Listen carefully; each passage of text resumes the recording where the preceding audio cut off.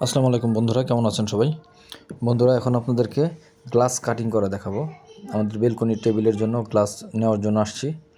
এখন টেবিলটি রাউন্ড ছিল, যার কারণে রাউন্ড করে কিভাবে গ্লাস কাটতে হয় এবং কিভাবে গ্লাস কাটিং করে তার ফুল ভিডিওতে আপনারা দেখতে পারবেন। গ্লাসের এখন মেজারমেন্ট করে নিচ্ছে।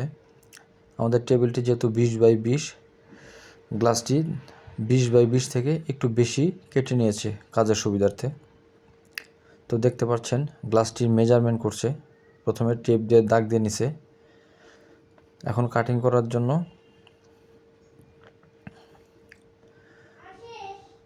রাউন্ড শেপ মেজারমেন্ট করে নিচ্ছে।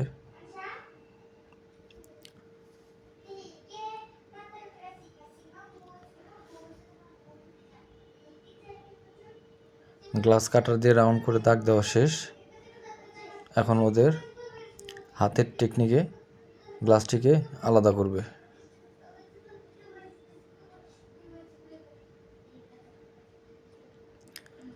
দেখেন কত কৌশলের সাথে এত নিখুঁত কাজটি করতেছে।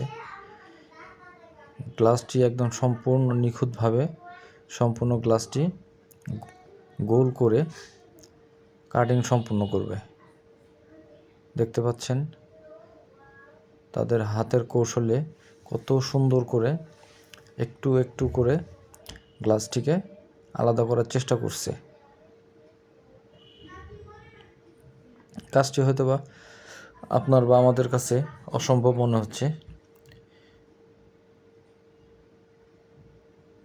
কৌশল, প্রশিক্ষণ, দক্ষতা হচ্ছিল সকল কাজের সৌন্দর্য।